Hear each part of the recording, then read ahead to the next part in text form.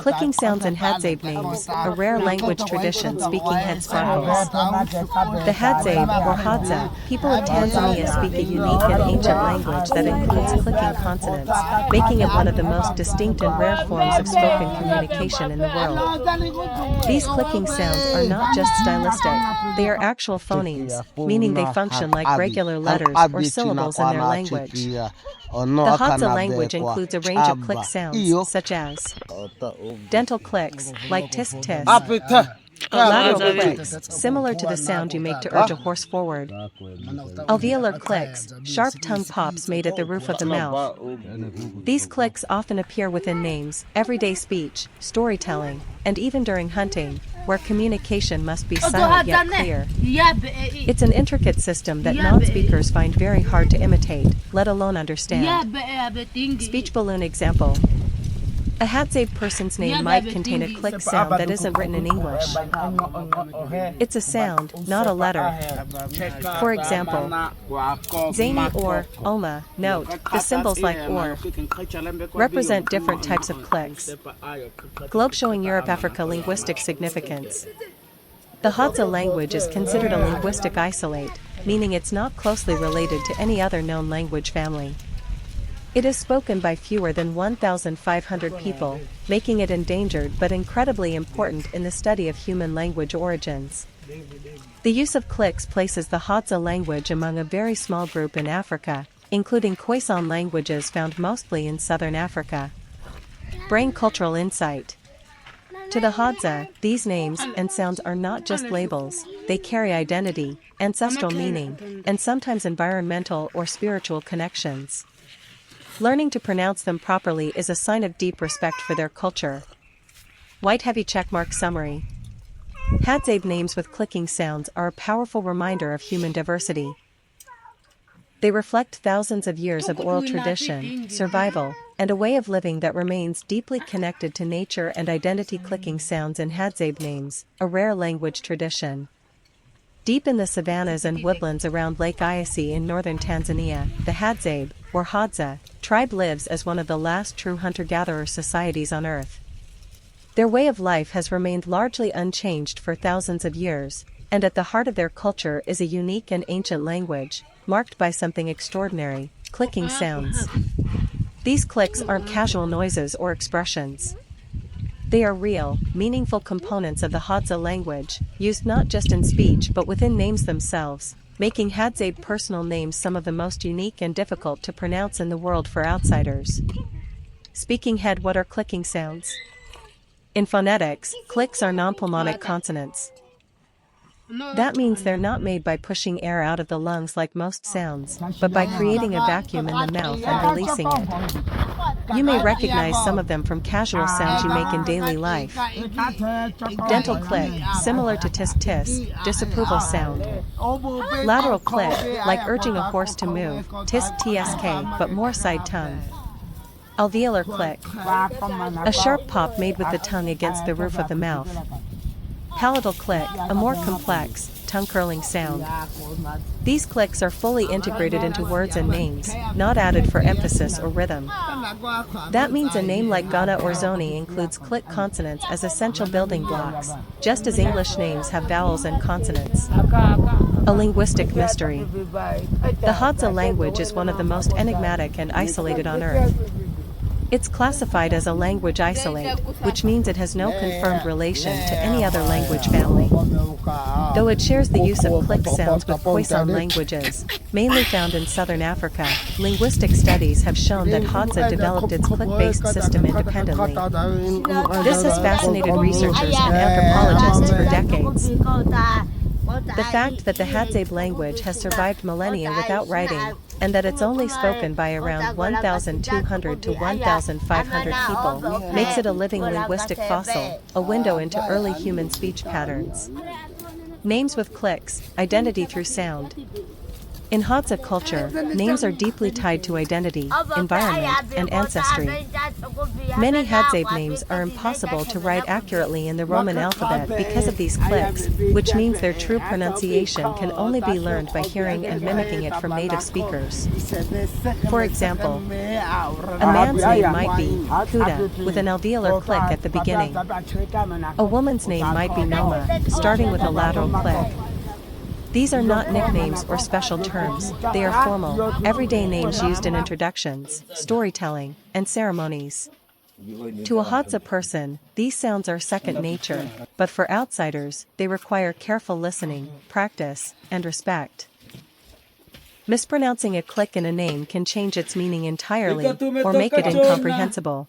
Why it matters. Preserving the Hadzabe language and its clicking names is not just a matter of academic interest, it's a vital part of protecting indigenous identity, cultural sovereignty, and human linguistic heritage. In a world where thousands of languages are going extinct due to globalization and assimilation, the Hadzabe language stands as a symbol of resilience and continuity. Their click-based names and spoken traditions represent an unbroken line to some of the earliest human communication systems. A living link to our origins.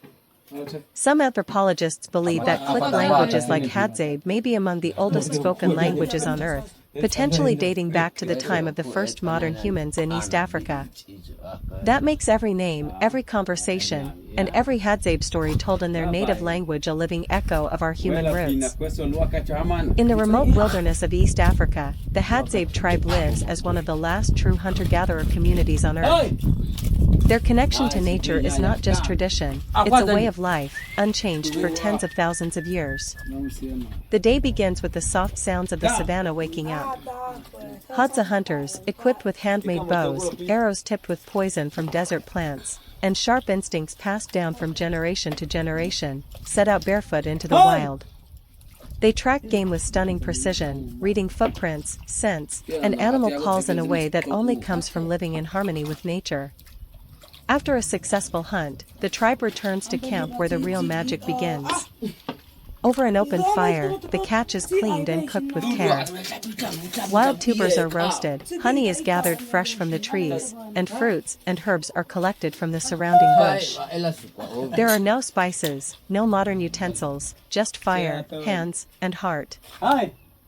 As the food is shared, the Hadzabe break into joyful dance. The beat of drums, the rhythm of clapping hands, and the power of song fill the evening air.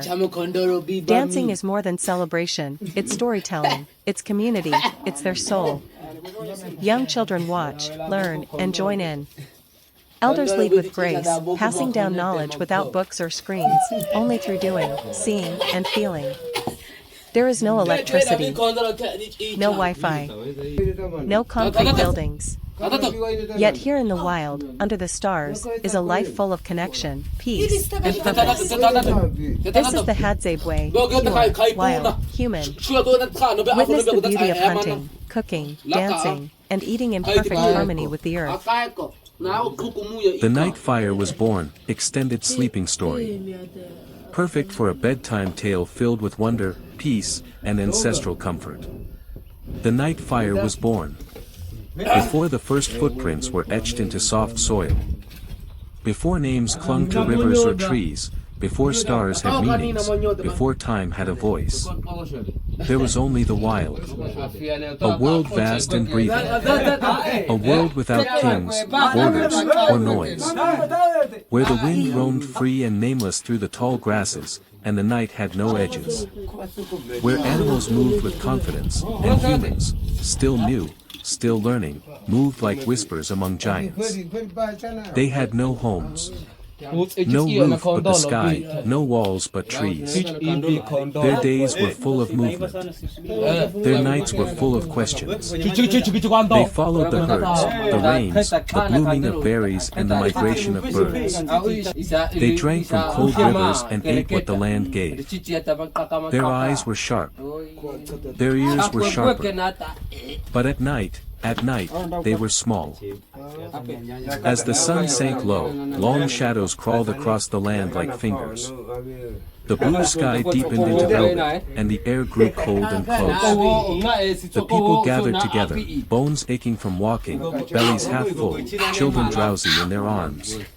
They curled close, shoulder to shoulder, heartbeat to heartbeat, trying to hold in warmth as the stars bloomed above. There was no comfort then but each other. No protection but presence. No glow to drive back the dark. Only silence, breath, and the long hush of night creatures waking.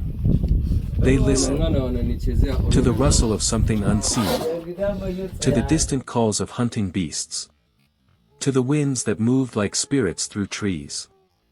And inside their chests, the question flickered again. How do we survive this night? Then one night, far away in what we now call Africa, under a sky heavy with stars, something ancient stirred. A mistake. Or maybe not. Two stones, held in two curious hands, struck together. A spark jumped. So small, it could have been missed. But it wasn't. It landed in dry grass. A pause. A shimmer. Then, a breath of flame. Tiny. Golden. Alive. It wavered like a newborn. Then it rose. It hissed like a whisper from the earth itself. And for the first time since humans had walked the land, the night answered them back, with light. The people gathered close, astonished. They had seen light before, the sun, the moon, the stars. But this was different. This light belonged to them. It kissed their skin with warmth. It painted the ground with moving shadows. It drove the cold from their bones and the fear from their hearts. The beasts in the dark paused. They smelled the heat. They felt the shift. And slowly, carefully, they stepped back. The humans had found something new.